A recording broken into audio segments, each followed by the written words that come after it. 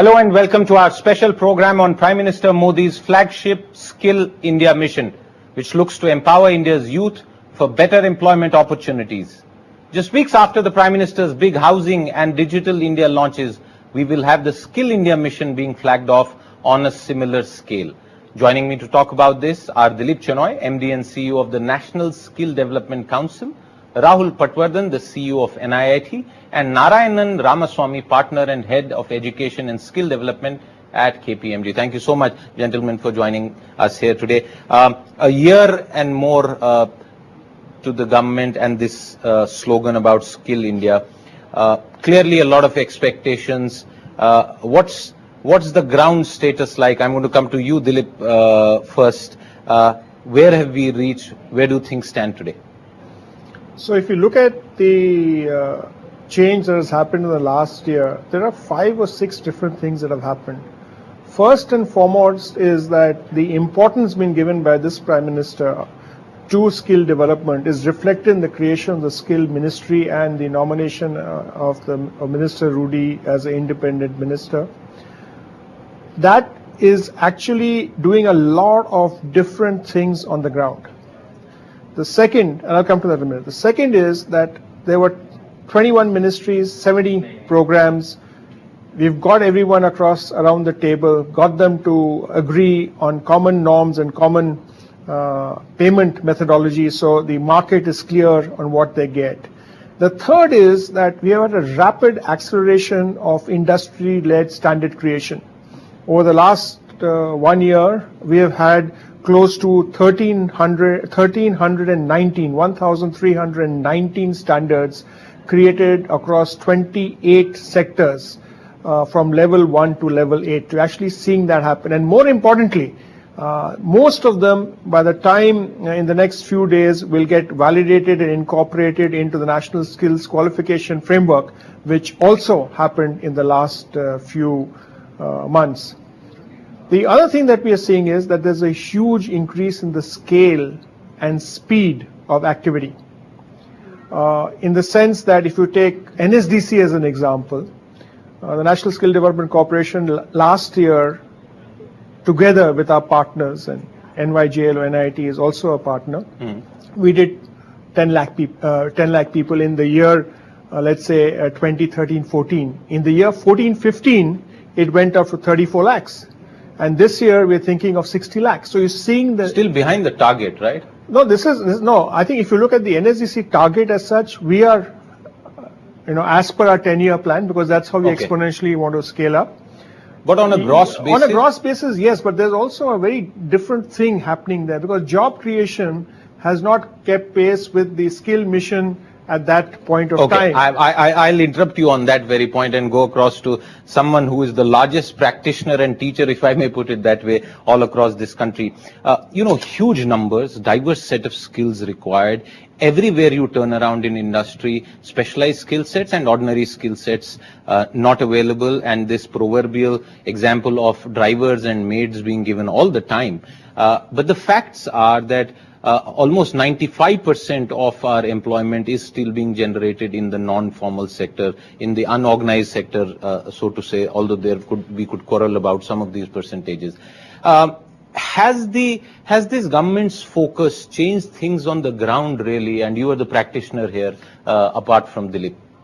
Well, a few things that Dilip mentioned, which is the program getting far more organized, far more streamlined. Some of the big initiatives of the last year are clearly seeing impact, and we are seeing traction as a business in this space. How did that happen? Because Dilip just said job creation is lagging behind, not picked up to that extent really.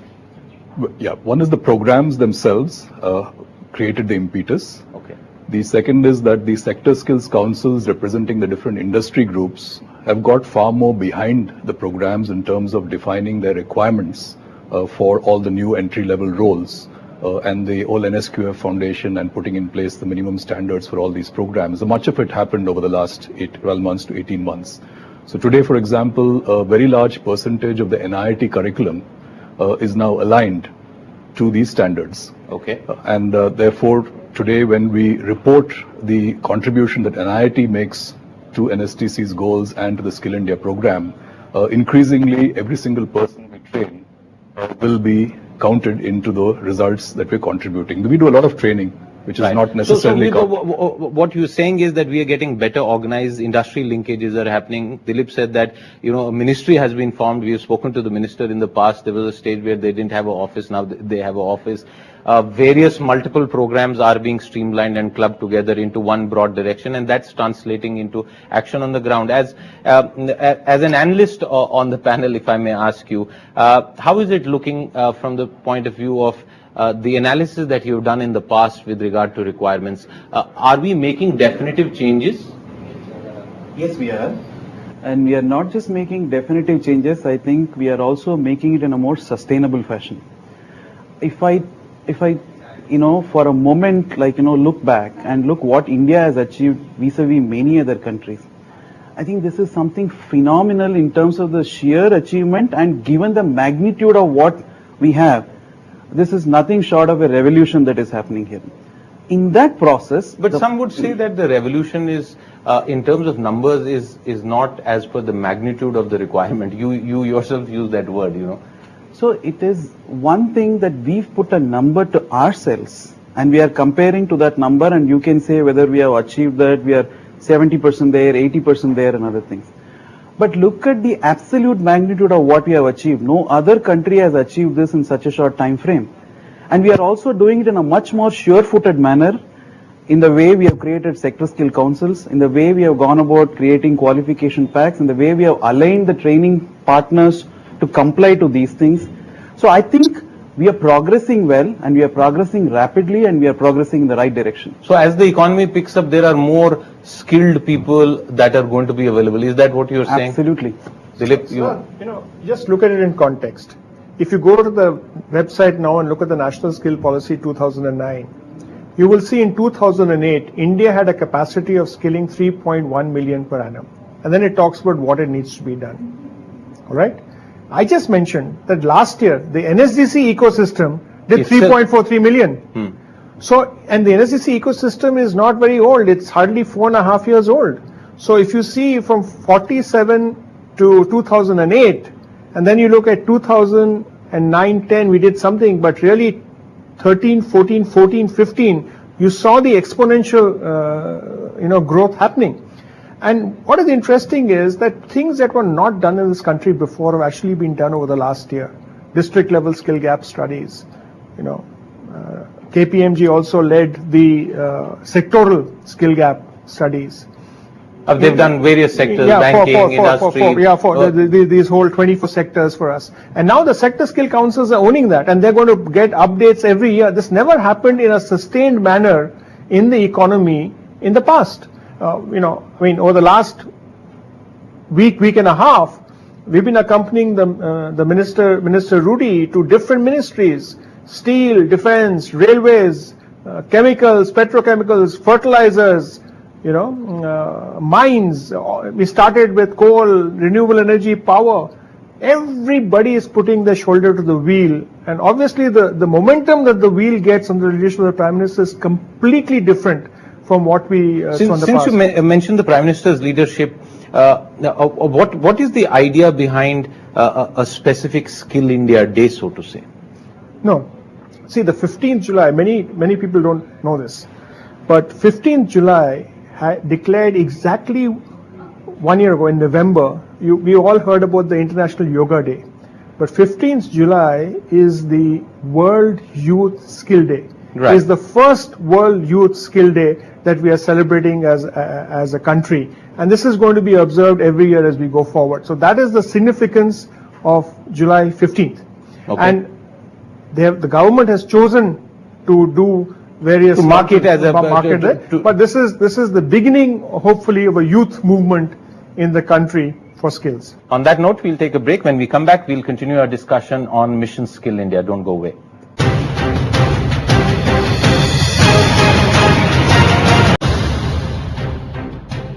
Welcome back. I'm discussing Mission Skill India with a panel of experts. Let me come to you, Rahul. It's not just Skill India, it's not just Digital India. There's the other larger program, Make in India, and we all know that while much of our expansion in the past several years has been led by the services sector, there's also a move towards manufacturing, and manufacturing really needs skilled people. What are you noticing on the ground? Is all of this translating into demand for a certain kind of skill set?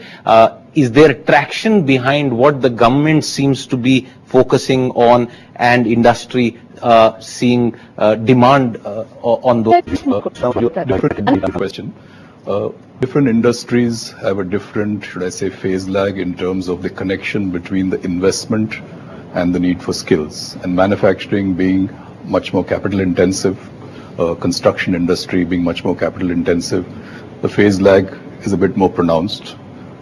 Services sector, on the other hand, retail, telecom, these are industries in already very high growth phase. So the traction is very high, and naturally the demand in many of these service-based sectors is already quite high, and we are seeing that in terms of our business and the demand, not just from students wanting to come and do these courses, but from companies who are really looking for people all over the place.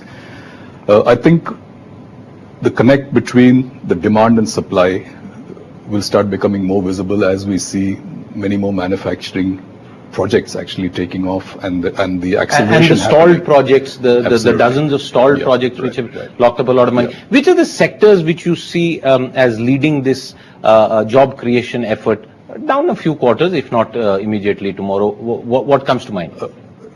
In manufacturing or anywhere? Anywhere. Anywhere. I think it's the sectors which are in very high growth. So retail, for example, if you look at the report that NSTC has done on the different areas where there's shortage of supply, retail is one of the largest sectors. It's also one of the fastest growing sectors in India.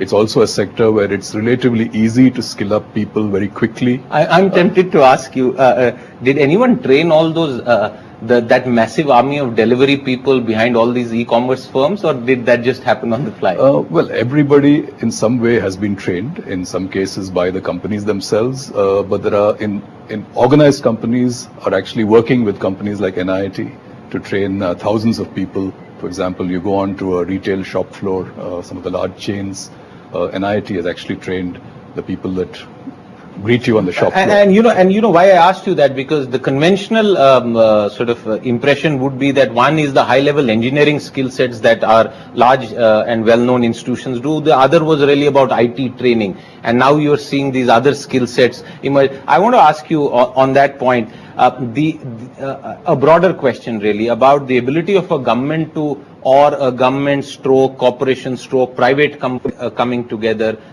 Take the e-commerce example. Did you, in your report or in your own studies and analysis, ever anticipate that kind of demand, and what really happened? Is there a case study that you have done as far as e-commerce is concerned? Okay. So e-commerce, it's not as if e-commerce happened suddenly. It was happening, and the valuations happened suddenly. Valuation could have happened suddenly. The world could have taken notice of these things suddenly. But e-commerce was happening. M-commerce is happening as we speak. And there are many other formats that are happening. What we did in the report is interesting. There are numbers on one side as to what is the current gap. We actually met with more than 800 industry captains. And one of the key things that we asked is, what is your future requirement? So the report is not just about the current requirement. There is a bit of crystal ball gazing and predicting what could be the future requirements. So retail, for example, did have a component of how e-commerce is literally going to boost the requirement that is required in the retail sector, and similarly in other sectors, media and entertainment, banking, all these sectors. I thought I'll add one point. The Skill India program is not just to cater to the requirements that come from India. India is going to grow, and we are going to see a lot of requirement in India. But standalone, we are looking at a country that is going to give 1/3 of the world's working age population.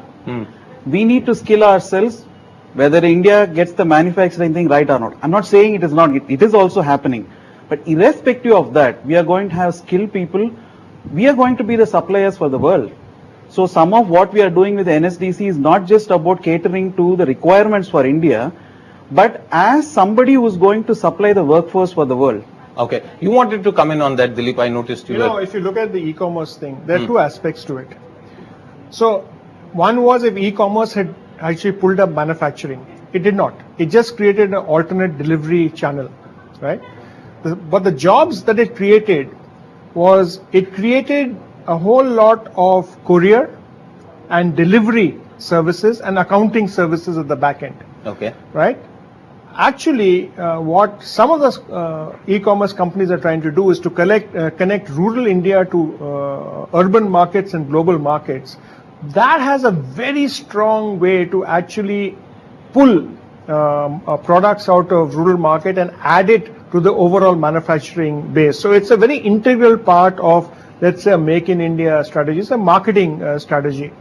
And in the logistics report and part of the retail and IT report, the numbers have been captured. Okay. And they're interesting jobs, very interesting jobs. But beyond the numbers, to interrupt you, what about the quality of these people? Okay. Productive quality. Yeah, this is the big thing. You know, when we did a pilot, our pilots are in millions, right? Because that's the scale, right? So we did a pilot last year. 1.4 million people actually were being trained by the system and trying to be trained to standards that have been set by the sector skill councils. We're not taking the LCM. We're taking the highest common factor and creating global benchmark standards, as Narayan said, and benchmarking them with Australia, with Canada. When the Prime Minister went to Canada, we signed up with 13 such institutions. In Australia, we've signed up to align with that. We found pass rates 43%, 50%. The overall pass percentage was 68%. Mm-hmm. What that did was it suddenly trolled the training ecosystem that, hey guys, we're not training to what industry wants. I think Rahul gave the best example of how even an organization like NIIT, which has been in existence much longer than NSDC and the Sector Skill Council, and what he could have added, but since that was not the question, that his placement and his job actually went higher. I wanted to come in on that, and I was listening to Dilip, and the question that I had in mind, I don't know even if it's a valid question according to you, is, are we actually making unemployable people employable, or are we reskilling people who have a certain amount of education and only sending them in a certain direction? I think the bigger agenda of Skill India is both. Okay? And in fact, the bigger demand is reskilling the entire existing workforce to global standards. Which doesn't really tackle unemployment on a numbers basis. Yes, but if India wants to be competitive, because India is not competing with itself anymore, multinational companies are here, Indian companies are international, and India wants to be the skill production center of the world, which means we want all the jobs to come here. The standards of an average employee in any sector of the economy have to come up to the same competence levels as the developed markets. So there's a huge requirement there. It's quantified to be possibly 400 million. 100 million is the new jobs in all kinds of levels, from very basic entry level to technical levels to even more advanced levels. So we're talking of a very heterogeneous task over here. Your question a little bit earlier, which is about, are we moving fast enough? We must remember this is a social transformation program. It deals with 500 million people. Okay. We're talking about numbers which are staggering. It's trying to move its entire workforce from one level to a completely other level. So this is a journey. It's a 10, 15, 20-year journey. If you look at it in that context, the progress that we have made, especially in the last 2-3 years, is an excellent start. And I think with the kind of direction that's being given now, even further refocusing, I think we are moving very much in the right direction. Let me take half a minute to answer your question. Just a few years ago we had a telegraph operator. Now telegrams are dead. Now, he would have lost his job if you had not trained him to become an email operator. Okay? So there's nothing such as skilling a person and upskilling a person and make him. Everything that we do either enables the person to retain his job or create a job. Even in the e-commerce space, if we can train our artisans and school children to upload one single scarf or shawl or sari that is manufactured in the remote district of Tamil Nadu or in J&K or anywhere else, upload it to, let's say, an e-commerce website so that someone can buy it, and then create the logistics to get that to the customer, that is what, and that is that'll create a different set of jobs, whether it's a weaver in Varanasi, or in Karnataka, or even a diamond polisher or a small jewelry person in Surat, or anybody, a leather manufacturer in West Bengal. If we don't skill people and upskill people, because the rate of decline or is exponentially increasing. So, jobs are changing. On that note, we'll take a break. When we come back, we'll continue our discussion on Mission Skill India. Don't go away.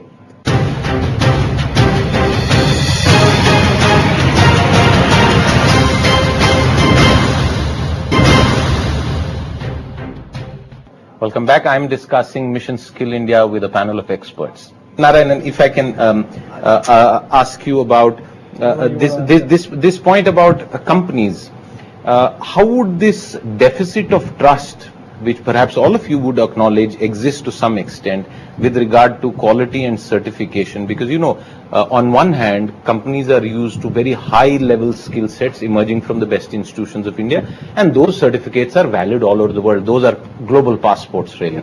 On the other hand, you have these new initiatives coming together, and perhaps there might be a trust deficit, how is that being addressed? Is that a critical issue at all? Absolutely critical issue. In fact, we are moving from what I call as a vicious cycle to a virtuous cycle. And how will you break that? The employers are not hiring, or in the past didn't hire, the so-called certified people, because the certificate didn't really translate to skill. And hence, when they hire, they didn't pay them a little higher for the certificate. Which is what you heard about so many, let's not take a sector, let's say engineering graduates, for instance. Happens. Not only graduates, I'm saying any skills. And because of that, the institutes couldn't actually claim that I'm actually going to give you a job that is going to pay you more, and hence pay you that money. His certificate is like in the past. In the past. So what is happening now is you're having skill training that is relevant, because the industry is saying what needs to be skilled. The qualification packs are dictated by the industry. Dilip, rattle off 4 or 5 new skill sets that you are creating to make it interesting for our viewers. Last 2 minutes of the program. So if you're looking at a new did not exist a year and a half ago. Okay. Cyber security expert. And soon you'll have a cyber policeman, right? You have a Swachh Bharat plumber who has to be plumber, mason, come electrician. Okay? Matchmakers. Right? You actually don't. You said matchmakers. Matchmakers. Okay. It's actually become a profession. Okay. Temple priests. Okay. People who make prasad, at different temples. That's also somebody's come up. Of course, yoga is a new entrant, and you didn't do. Beauty and wellness. Oh boy. You should look at how beauty and wellness, which was a so-called unorganized sector, is throwing up so many skilled people, many of them entrepreneurs, many of them women. Gentlemen, thank you very much, Rahul, Dilip, Narayanan, for participating and telling us about what changes Skill India are doing. And I promise we'll keep coming back to this subject, because if there's a business that is dependent on skills, I can tell you broadcasting is highly dependent on a wide variety of skills. Thank you so much again for your time. That was all that we have on a discussion on Skill India. The Prime Minister making this one more of his goals and missions, and hopefully the numbers and the quality in the days ahead will prove the efficacy of that.